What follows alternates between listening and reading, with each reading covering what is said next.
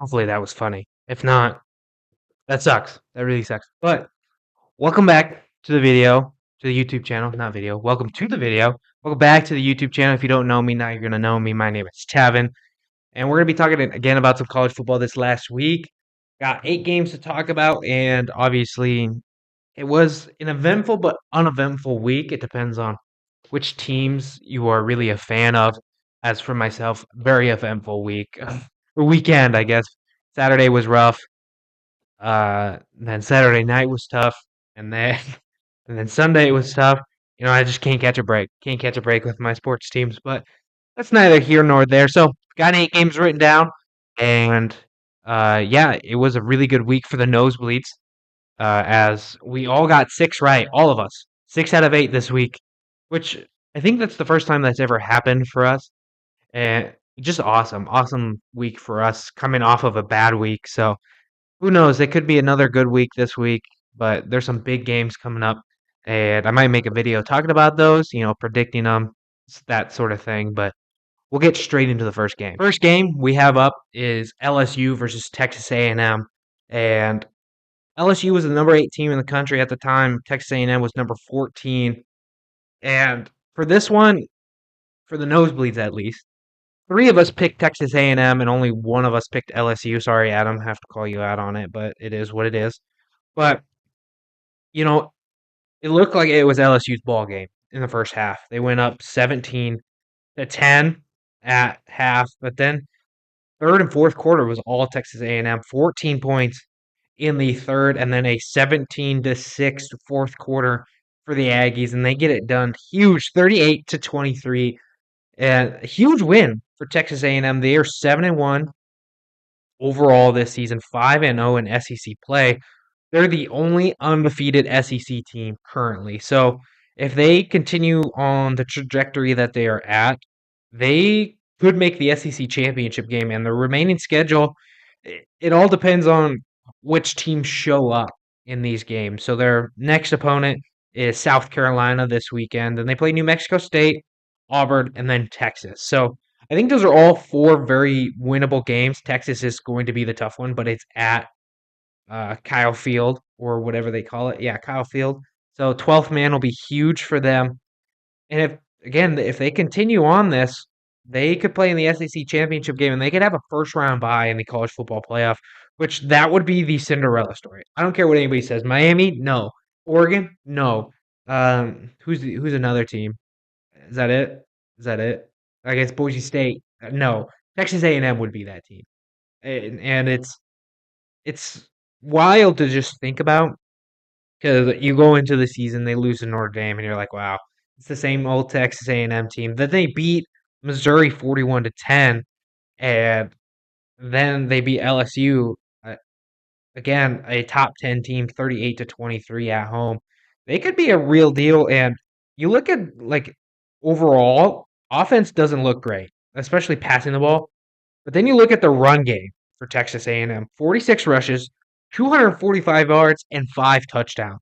It also helped that Garrett Nussmeier threw 3 interceptions, and I was watching College Game Day that day, and they were in love with Nussmeier. So I think it's funny that he still has if it wasn't for 3 interceptions, he'd have a good day. 25-50, that's 50% completion, 405 yards, 2 touchdowns in the game. He also ran for a touchdown, so I guess he goes 3 for 3. It's a college football 25 stat line if I've ever seen one. But run game really wasn't there for LSU, and again, it helps when Texas A&M's defense steps up really big and gets those turnovers towards the end of the game. And Texas A&M goes up big. I think they only jumped up 4 spots, which interesting. I thought that would break them into the top 10, but guess not. As for LSU, they fall. Obviously, that's what happens when you lose, but they fall to 16, so they drop 8 spots, and they have an upcoming date against Alabama, and really whoever loses this one is out of the college football playoff race.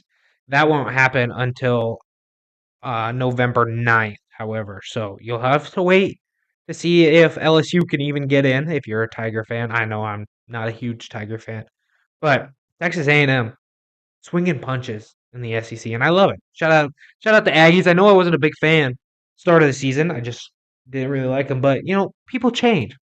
People people change, and people need to understand that. Going to the Mountain West Conference slash future Pac-12 versus Mountain West game, Boise State went to Las Vegas and took on UNLV, and again, it was a close one in Vegas as Boise State went up 20-10 at the half.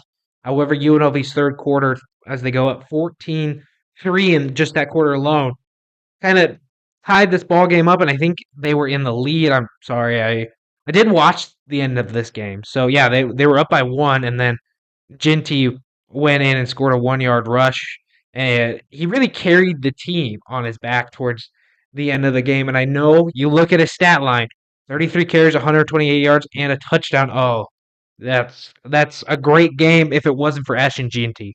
Like that's the conversations we are having right now as college football fans. Is that's a bad game for a Heisman front runner, and now he's not even the front runner. Cam Ward is technically the betting odd favorite, but I still like Genty. I mean, it all depends on can he actually get it done. And even when UNLV went up, Boise State still had a 66% chance to win, which is insane.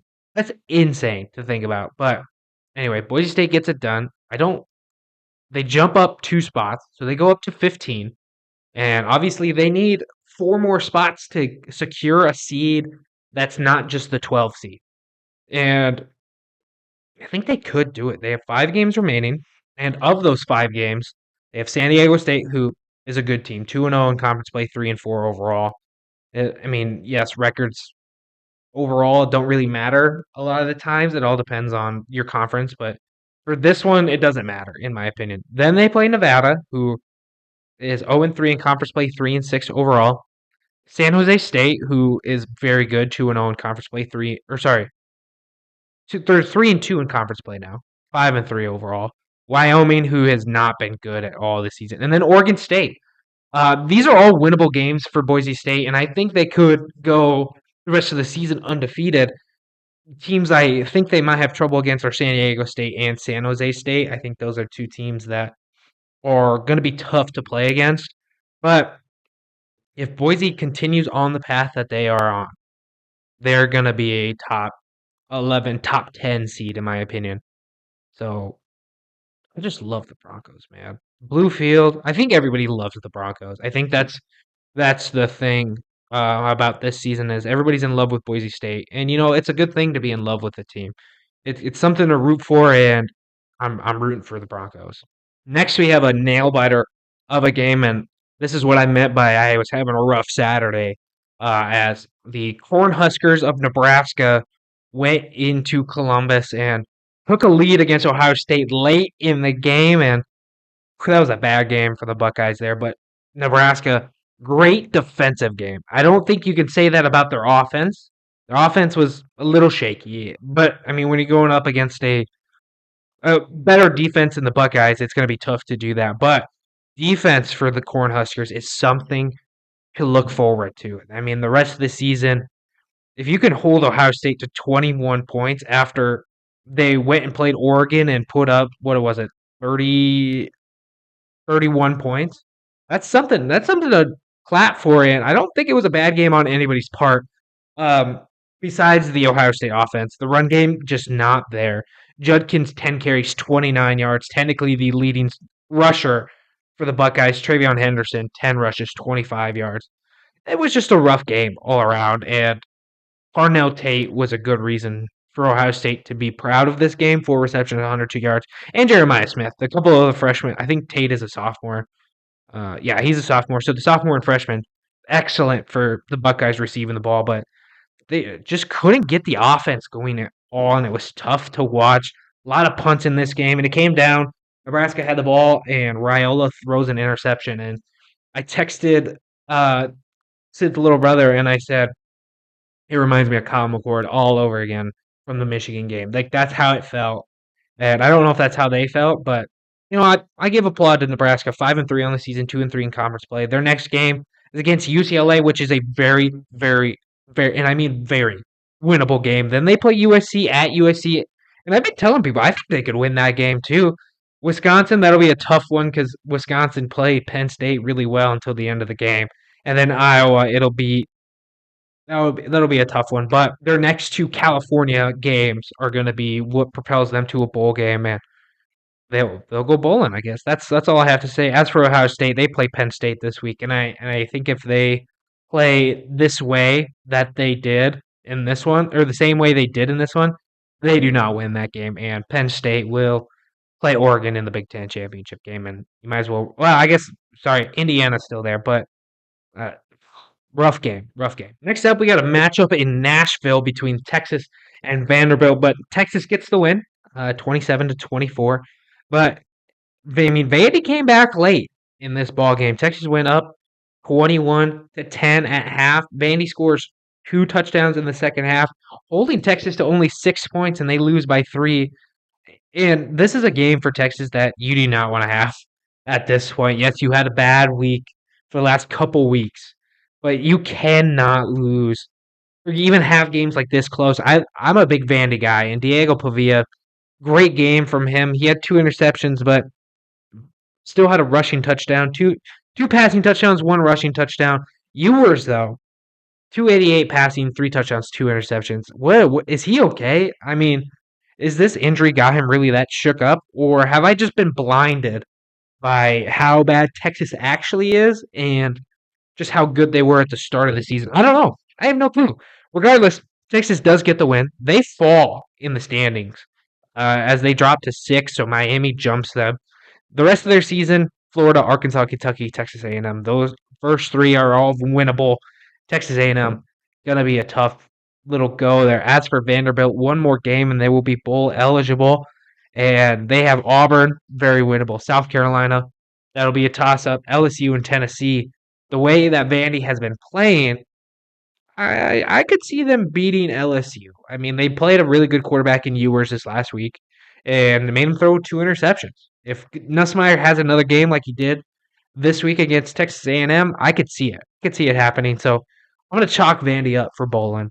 But Texas, if they want to stay in that conversation for the first round bye in the college football playoff, they need to figure some things out, and they need to do it fast. Next, we have the Sunflower Showdown between Kansas and Kansas State, and this one came down to the very, very end, and I'm still so disappointed in the Jayhawks on the season they're having. Kansas State gets the win 29-27.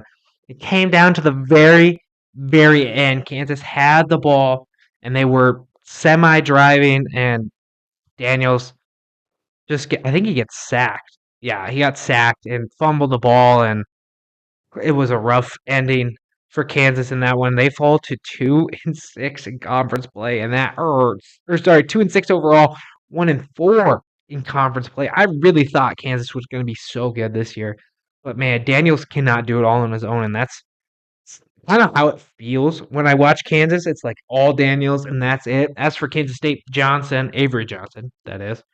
19 of 34, 253, 2 touchdowns. Giddens, 18 carries, 102 yards. I think I like Giddens, if that's the guy I'm thinking of. He just runs downhill really well. Yeah, it's Giddens. He just runs downhill really well, and he just plays really good football, and I enjoy him. As of right now, Kansas State, 7-1 overall, 4-1 in conference play. They are currently third in the Big 12. BYU and Iowa State are in front of them, and tied with Colorado, which Colorado's kind of cool. I hope you guys don't hate me for that.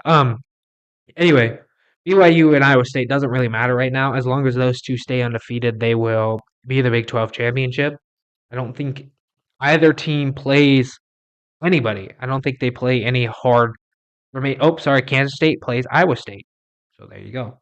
So depending on how BYU plays the rest of the season, they play Utah, Kansas, Arizona State, Houston. So those should all be wins under their belt. But Colorado coming in sneakily behind the back, and they play Texas Tech, Utah, Kansas, and Oklahoma. So really, to end their schedule, Colorado plays 4 of the bottom teams in the Big 12. Texas Tech is kind of in the middle range at 3-2 in conference play, but they play 4 of the bottom teams in the Big 12.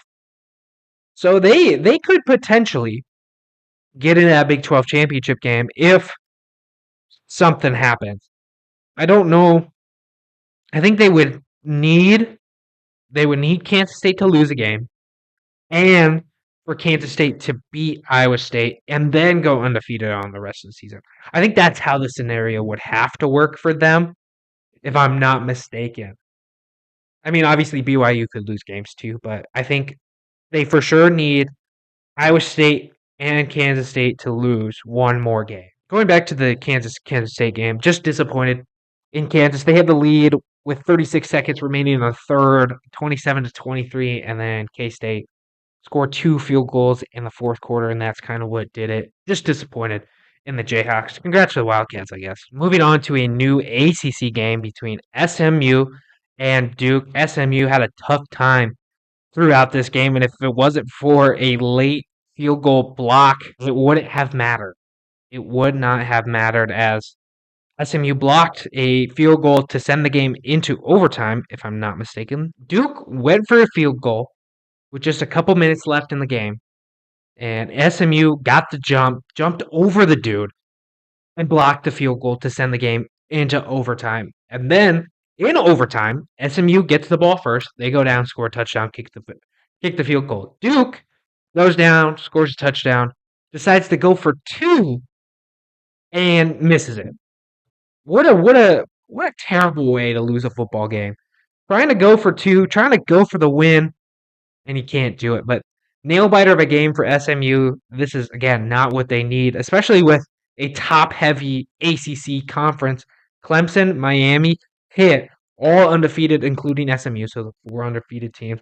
Virginia Tech 3-1, Louisville 3-2, and then we'll kind of leave it right there. But some teams that are in the realm of undefeated teams, and SMU has to play Pitt next week.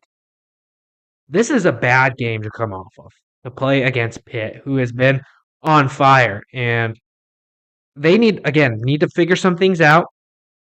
Just try to get in the ACC championship game, because at this point you have to beat Miami or Clemson at that point, and you have to hope that teams above you win, because I don't think they get into that championship game. They might, I guess.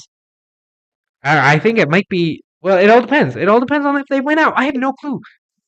Oh no! Okay, quit judging me. Quit it. Oh, sick and tired of judgment. Next, we go to Pac-12 versus Mountain West / will be Pac-12 next season between Washington State and San Diego State. Nail biter of a game there too. San Diego State had the lead, 26-14 with 13:39. Washington scores 2 touchdowns to end it, and a 2-point conversion. So again, Washington State is now ranked. That's why I wanted to talk about this game. But after a performance like that, I don't know if you should be ranked.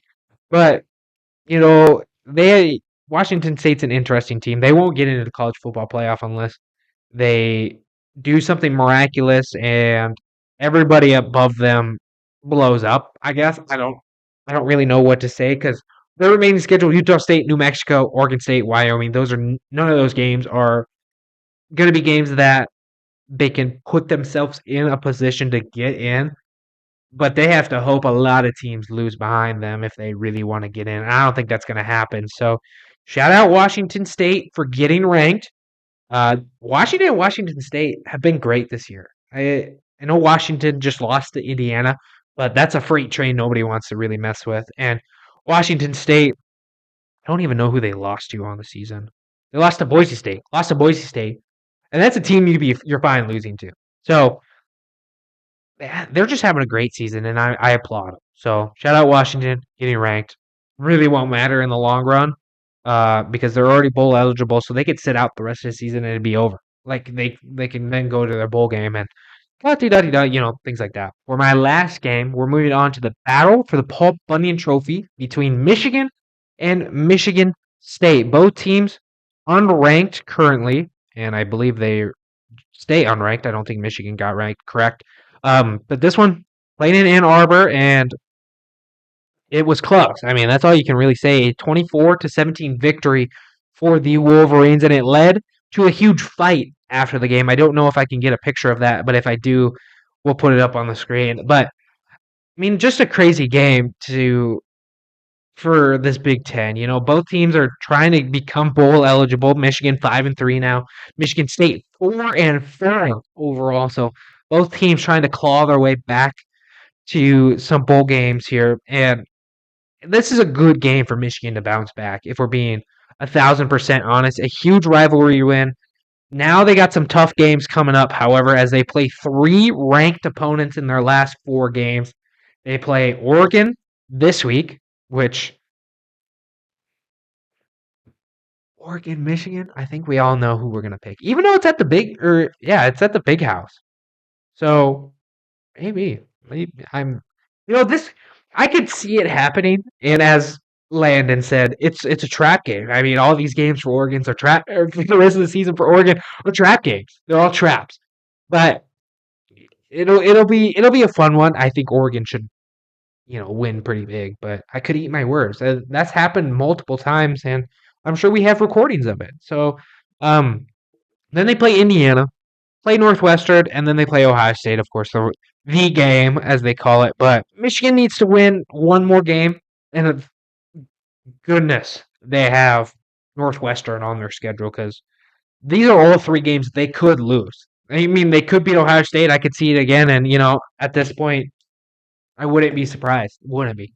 But Oregon, that's a tough win if they could even get it done. And then Indiana, which it's at Indiana, so it'll be tough again. And good for Michigan.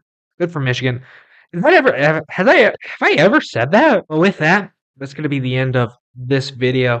Not going to talk about the top 25 this week. I don't think I need to do it every week. Not 100% sure. If you want me to talk about the top 25, go ahead and comment it down below. Let me know.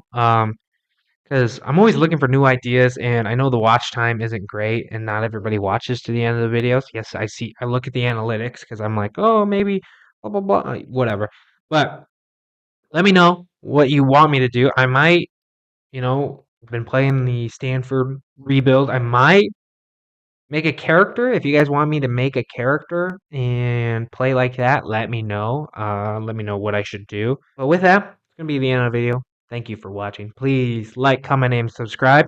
Comment down below. What's your favorite candy? What's your favorite candy? It's Halloween. What's your favorite candy? Make sure to share this with everybody, and I will see you guys next time.